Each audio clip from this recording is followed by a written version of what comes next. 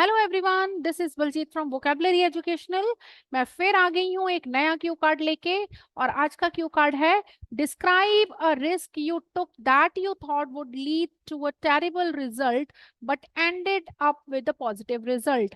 तो आपने क्या बताना है? आपने इस क्यू कार्ड में बताना है कि आपने कोई रिस्क लिया और आपने सोचा था कि रिजल्ट बहुत टेरिबल आने वाला है, मतलब बहुत ही बुरा रिजल्ट आने वाला है उसका, लेकिन वो पॉजिटिव रिजल्ट आया, मतलब वो कुछ सक्सेसफुल हो गया। ठीक है जी, जो आपने रिस्क लिया वो सक्सेसफुल हो गया, मतलब कुछ पॉजिटिव आउटकम आ गया उसका। ठीक है जी। लेट्स सी हमने कौन कौन से क्वेश्चंस कवर करने हैं इसमें। तो हम लोग कवर करने वाले हैं व्हाट द रिस्क वाज, वो रिस्क क्या था, why you took that risk, आपने रिस्क क्यों लिया, and how you took that risk, कैसे रिस्क लिया, मतलब आपने क्या किया, and how you felt about it, और आपको कैसा लगा, मतलब वो रिस्क जब आपने लिया या फिर आपका रिजल्ट पॉजिटिव आया तो आपको कैसा लगा। ठीक है जी। चलो जल्दी जल्दी हम पहले वोकैबुलरी लर्न कर लेते हैं कि कौन कौन से वर्ड्स हम यूज करने वाले हैं। तो first word is venture. Venture का मतलब क्या होता है? A risky or daring journey or undertaking often related to starting a new business or project।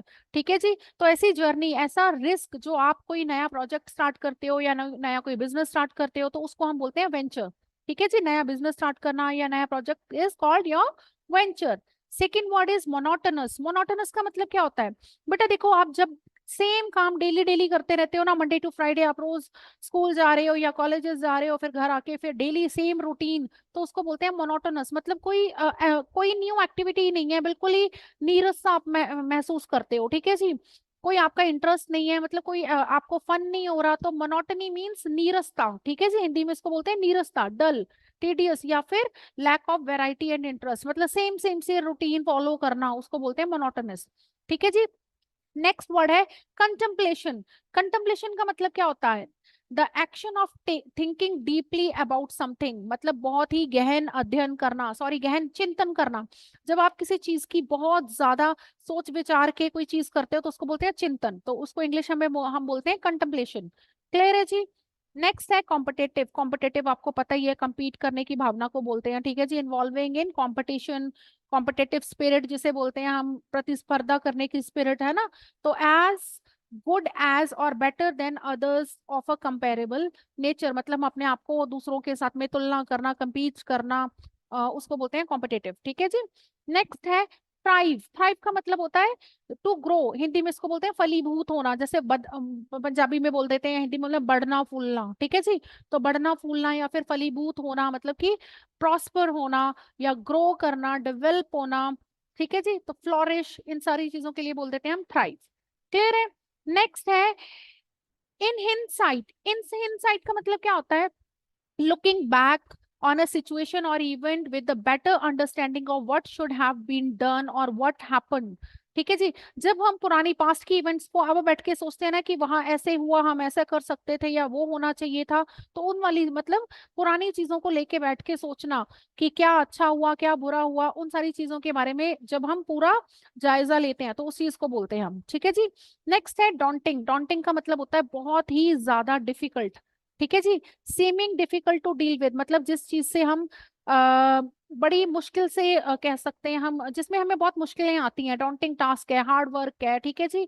बहुत सारे सेटबैक्स मिल सकते हैं, डील विद इन प्रोस्पेक्ट और इंटिमिडेटिंग। ठीक है जी। तो उसको बोलते हैं डॉन्टिंग टास्क, बहुत थका देने वाला, डिफिकल्ट सा, जिसमें हमें बहुत ज्यादा स्ट्रगल करने वाला पड़े।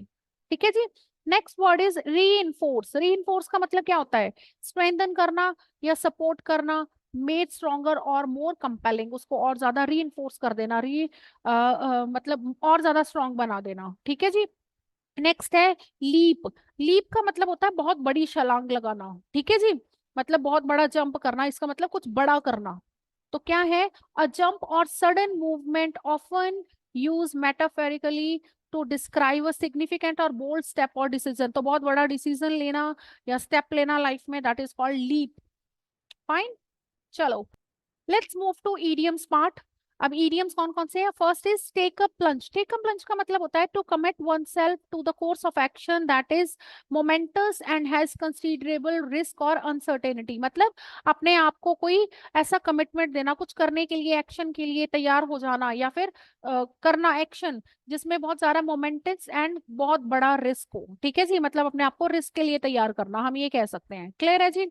सेकेंड है जी bitten off more than I could chew. इसका मतलब ये होता है हिंदी में जैसे हम बोले कि हमने इतना ज्यादा काम में हाथ डाल दिया और हमसे वो काम हो ही नहीं पाएगा। मतलब मैंने जैसे कह लो कि bitten off more than I chew, मतलब मैंने इतना ज्यादा बाइट ले लिया कि मैं चबा ही नहीं पा रही हूँ। ठीक है जी, तो इसका मतलब ये है कि बहुत बड़ी रिस्पॉन्सिबिलिटी ले लेना और उस रिस्पॉन्सिबिलिटी को फुलफिल नहीं कर पाना, तो उसको हम बोलते हैं to take on a task that is way too big और beyond one's ability to handle. मतलब रिस्पॉन्सिबिलिटी ले ली और रिस्पॉन्सिबिलिटी को अब हम निभा नहीं पा रहे हैं। ठीक है जी, तो उसको बोलते हैं।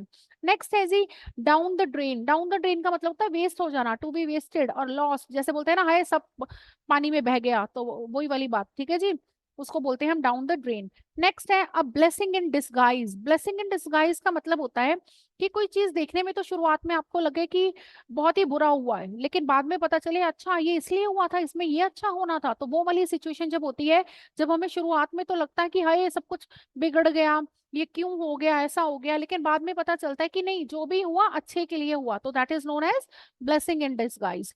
तो क्या है? an apparent misfortune that eventually result in something good or beneficial। Clear है जी? Fifth is every cloud has a silver lining. इसका मतलब क्या होता है?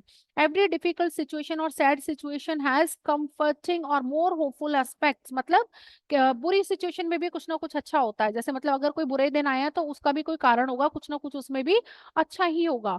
Even though this may not be immediately apparent, मतलब हालांकि अभी हमें वो दिख नहीं रहा है, तो आगे फ्यूचर में हमें पता चलता है कि ये मुसीबत आई थी, इसलिए आई थी क्योंकि इसमें ये छुपा हुआ था। ठीक है जी, तो every cloud has a silver lining, मतलब कुछ बुरे में भी कुछ ना कुछ अच्छा है।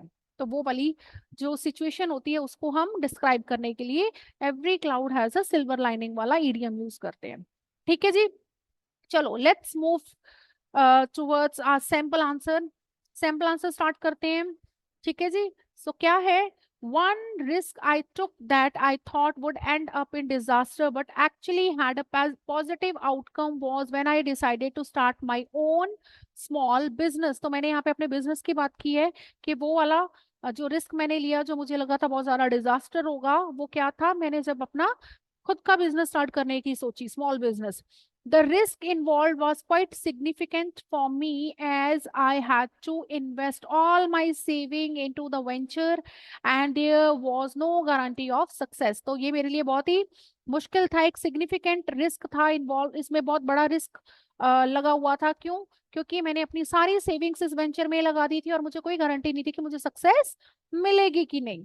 ठीक है जी, नेक्स्ट क्वेश्चन था आपका कि आपने ये रिस्क कैसे लिया, तो क्या था? वाई, क्यों लिया ये रिस्क आपने? सो मैंने लिखा I decided to take this risk because I was tired of my monotonous job. ठीक है जी, मैं अपने पुराने जॉब से बहुत तंग आ चुकी थी, सेम सा जॉब था, and wanted to be my own boss, खुद का बॉस बनना चाहती थी। I had a passion for baking and always dreamed of opening a bakery. तो मेरा बेकरी का जो मुझे मुझे बेकिंग पसंद थी और मेरा बेकरी ओपन करने का शुरू से ही ड्रीम था। ठीक है जी, आफ्टर मच कंtemplation, मतलब बहुत सोच विचार करने के बाद, I decided to take a plunge and go for it. तो मैंने एक्शन लेने की सोची। ठीक है जी, इनिशियली मतलब स्टार्टिंग में I was worried sick. Worried sick मतलब सोच सोच के बीमार हो जाना, हाय क्या होगा, वो वाली फीलिंग सोचते हैं ना जब हम कुछ नया काम स्टार्ट करते हैं या कुछ भी रिस्क लेते हैं, हाय क्या होएगा क्या होगा, तो सोच सोच के बीमार हो जाते हैं, तो वो worried sick and thought I had bitten off more than I could chew। तो इसका मतलब वही मैंने बताया था ना, ज्यादा रिस्पॉन्सिबिलिटी सर पे उठा लेना और उसको निभा ही नहीं पाना। तो मुझे लगा कि मैंने ज्यादा बाइट कर लिया है, मतलब बहुत बड़ा रिस्क ले लिया और अब मैं इसको हैंडल नहीं कर पा रही हूँ। ठीक है जी, the market was competitive and I fear that my investment would go down the drain. तो मार्केट जो बहुत कॉम्पिटेटिव थी, बहुत ज्यादा कॉम्पिटिशन था और मुझे लगा कि मेरी इन्वेस्टमेंट सारी पानी में जाएगी। तो आजकल वो रील चल रही है ना, एक मछली पानी में गई तो वैसे वही वाली फीलिंग, ठीक है जी, कि इन्वेस्टमेंट पानी में गई, ऐसा पानी में जाने वाली है तो ऐसी वाली फीलिंग आने लग गई थी, ठीक है जी। सो अब आगे क्या हुआ, टू माई सरप्राइज, मुझे बड़ा सरप्राइज हुआ, ठीक है जी, टू माई सरप्राइज मतलब मैं सरप्राइज थी। After a few months of hard work and dedication the bakery started to attract lots of customer, बहुत सारे कस्टमर्स अट्रैक्ट होने लग गए। Word of mouth spread quickly, word of mouth क्या होता है, एक से सुन के दूसरा आना, दूसरे से सुन के तीसरा, तो वर्ड ऑफ माउथ का मतलब होता है एक दूसरे के थ्रू, मतलब एक कस्टमर आया उसने बहुत तारीफ की फिर नेक्स्ट को बताया तो उसने, तो उसको बोलते हैं वर्ड ऑफ माउथ, ठीक है जी। Word of mouth spread quickly and soon I was seeing a steady stream of customer, मतलब मेरे पास लगातार कस्टमर्स आने लग गए, ठीक है जी। It was as if a burden had been lifted off my shoulder, तो मुझे ऐसे लगने लगा कि मेरे शोल्डर से बर्डन उतर गया, मतलब कि मैं रिलीफ फील करने लगी कि जो इन्वेस्टमेंट की ठीक थी। नेक्स्ट आगे, the business begin to thrive, ठीक है जी, फ्लोरिश होने लग गया, थ्राइव का मीनिंग देखा था हमने, फलीभूत होने लग गया, फलने फूलने लग गया। And I realize that my leap of faith had paid off, मतलब जो मैंने लीप ली थी, बड़ा डिसीजन लिया था, वो पेड ऑफ हो गया, मतलब कि उसका रिटर्न आने लग गया, ठीक है जी। It was like a blessing in disguise, तो ये ब्लेसिंग इन डिसगाइज मतलब शुरुआत में लगने लग गया था क्या हो गया क्या हो गया, बाद में लगा कि नहीं कुछ अच्छा ही हुआ, ठीक है जी, वो वाली फीलिंग आई। नेक्स्ट, इन हिंडसाइट, अगर हम सारी चीजों को मुड़ के देखें, taking that risk was one of the best decision I ever made, ठीक है जी, वो सबसे बड़ा डिसीजन था और best decision of my life था। It taught me that something, you have to step out of your comfort zone to achieve great things, तो क्या सिखाया हमें कि कंफर्ट जोन से बाहर निकलना है, ठीक है जी। I felt on the top of the world when I saw my dream turning into reality, तो I was on the top of the world, मतलब मैं बहुत खुश थी, ये पहले भी इडियम हम कर चुके हैं, टॉप ऑफ द वर्ल्ड, ठीक है जी। It also reminded me that every cloud has a silver lining, ठीक है जी, मतलब हर बुरी सिचुएशन में कुछ ना कुछ अच्छा होता है, इसने मुझे ये भी सिखाया। Even if something seems daunting at first it can lead to positive outcomes, मतलब जो चीजें पहले डिफिकल्ट लगती हैं, जो बुरा, जो चीज सिचुएशंस बुरी लगती हैं, डरावनी लगती हैं, डॉन्टिंग लगती हैं, वो बाद में आपके लिए पॉजिटिव रिजल्ट्स लेके आती हैं। क्लियर है जी। So in the end what I thought would be a terrible result ended up being a success story, ठीक है जी, जो terrible result लग रहा था वो एक success story बन गया, proving that fortune favors the brave, fortune favors the brain, क्या brave क्या होता है, मतलब जो लोग ब्रेवरी दिखाते हैं, मतलब जो लोग हार्ड वर्क करते हैं, तो फॉर्चून भी, किस्मत उन्हीं का साथ देती है जो अपना साथ खुद देते हैं, तो वो वाला ईडियम से यहाँ पे प्रूव हो गया, ठीक है जी। This experience gave me the confidence to face future challenges with positive mindset and reinforce the idea that sometimes, ठीक है जी, you just have to take a leap of faith, तो इसने मुझे क्या सिखाया, इस चैलेंज ने मुझे क्या सिखाया कि कॉन्फिडेंस के साथ में फ्यूचर चैलेंजेस को मैं फेस कर सकती हूँ, पॉजिटिव माइंडसेट रखना पड़ेगा, एंड री कर किया idea, the idea of something, you just have to take a leap of faith, आपको अपने ऊपर विश्वास रखना पड़ेगा, गॉड के ऊपर विश्वास रखने पड़ेगा, and you have to take actions, ठीक है जी। So this is all about your cue card. चलो फटाफट फॉलो अप्स देख लेते हैं क्या क्या है इसके। First is, how should parent teach their children what a risk is, ठीक है जी, पेरेंट्स बच्चों को कैसे सिखा सकते हैं, तो क्या है, well parents should teach their children about risk by discussing potential danger, potential का मतलब क्या होता है, पोटेंशियल मतलब होता है जिसमें कैपेबिलिटी हो, मतलब कि आने वाला, पोटेंशियल मींस क्षमता, तो कैसे कैसे डेंजर आ सकते हैं, कॉन्सिक्वेंसेस, कॉन्सिक्वेंसेस क्या क्या हो सकते हैं, परिणाम क्या हो सकते हैं, यूजिंग एज अप्रोप्रिएट एग्जाम्पल, मतलब एज अप्रोप्रिएट एग्जाम्पल मतलब अपनी एज के हिसाब से उनको अपना एक्सपीरियंस बता सकते हैं, ठीक है जी।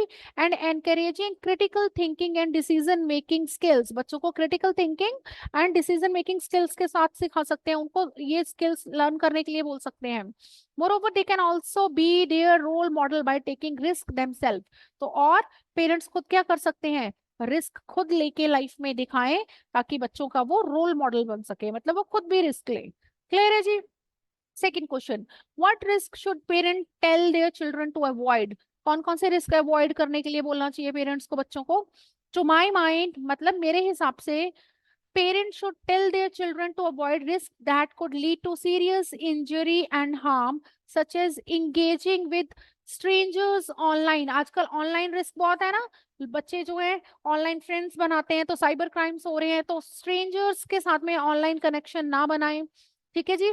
Participating in unsafe physical activities, ये डेंजर बहुत ज्यादा बढ़ गया है। ठीक है जी, तो पेरेंट्स को अनसेफ फिजिकल एक्टिविटीज के बारे में भी अवेयर करना चाहिए बच्चों को। And experimenting with substance like drug and alcohol. And third one is, आजकल बच्चे बहुत ज्यादा ड्रग्स एंड अल्कोहल के लिए की तरफ बहुत ज्यादा अलोर होते हैं, अट्रैक्ट होते हैं, तो parents should teach them to avoid this type of risk in their life. Clear है जी।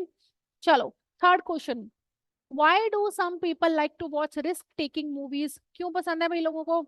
आप लोगों को भी होंगी, सोचो जरा क्यों है। तो मैंने लिखा, according to me some people enjoy watching risk taking movies because they provide excellent excitement, है ना, उनको एक्साइटमेंट देती हैं। एंड एड्रेनालाइन रश, मतलब कि उनकी एड्रेलिन का मतलब होता है कि किसी की इंटेंसिटी बढ़ा देना, मतलब कह लो कि उनको बहुत खुशी मिलती है जिन चीजों को करके हमें खुशी मिलती है। ठीक है जी। Allowing viewers to experience danger, ठीक है जी, उनको डेंजर जो है वो एक्सपीरियंस करने के लिए। And adventure from the safety of their own home, मतलब घर पे बैठ के मूवी देख के ही सेफ्टी में रह के ही डेंजर एंड एडवेंचर को एक्सपीरियंस करना उनको पसंद आता है। ठीक है जी।